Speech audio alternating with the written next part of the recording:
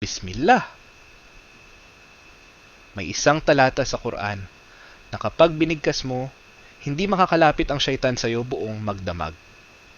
Isang talatang binabantayan ng mga anghel at kinatatakutan ng mga demonyo. Gusto mong malaman kung alin ito?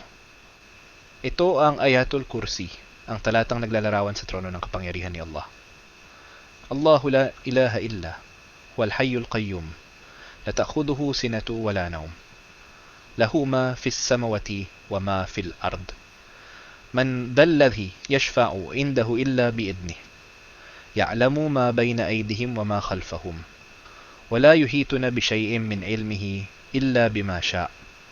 Wasi'a kursiyyuhu as-samawati wal ard. Wala ya'uduhu hifdhuhuma. Wa huwal 'aliyyul 'azim.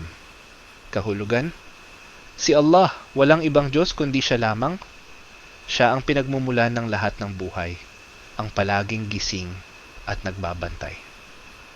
Hindi siya inaantok ni natutulog, sapagkat ang kanyang pagbabantay ay walang hanggan at hindi kailanman humihina.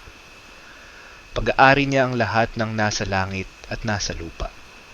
Walang sino man ang may karapatang mag-angkin o magpamagitan, maliban sa kanyang pahintulot. Alam niya ang lahat ng nangyayari, ang nakaraan, kasalukuyan at hinaharap. Walang sino mang makakaabot sa kanyang kaalaman, maliban sa kung ano lamang ang kanyang nais ibahagi. Ang kanyang kursi, trono ng kapangyarihan, ay sumasaklaw sa kalangitan at sa buong kalupaan.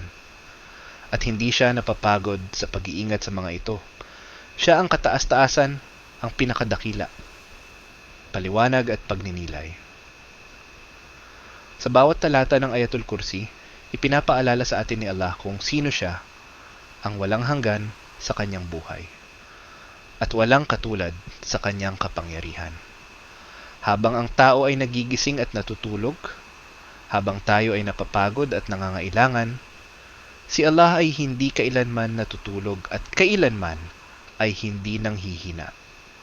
Siya ang Al-Hayyul Qayyum, ang buhay na walang kamatayan, at ang tagapagtaguyod ng lahat ng nilalang.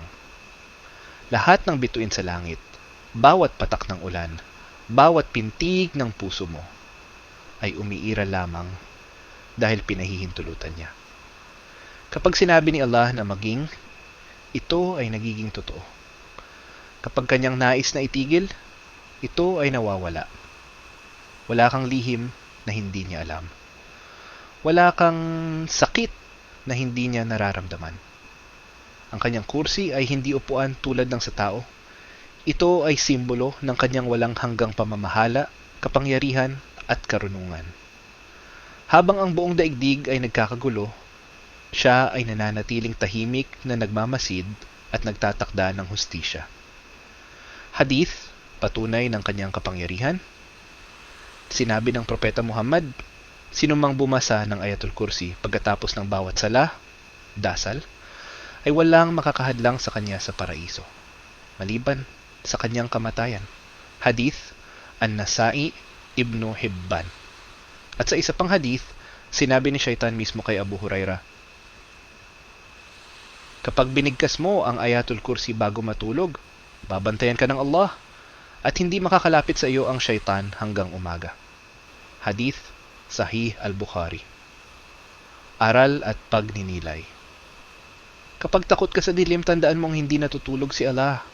Kapag nalulungkot ka o nag-iisa, alalahanin mo, Siya ang nagbabantay sa iyo. Kapag nawalan ka ng pag-asa, basahin mo ito. At mararamdaman mong may kapangyarihan na mas dakila kaysa sa iyong mga problema. Ang Ayatul Kursi ay paalala na ang mundo ay nasa pangangalaga ni Allah. At kung Siya ang tagapangalaga mo, wala kang dapat katakutan. Gamitin ang Ayatul Kursi bilang iyong kalasag, basahin ito. Pagkatapos ng bawat sala, bago matulog, tuwing lumalabas ng bahay, kapag nakararamdam ng takot o masamang presensya, dahil bawat pagbigkas mo, nagiging tabing mo ito sa pagitan mo at sa kasamaan.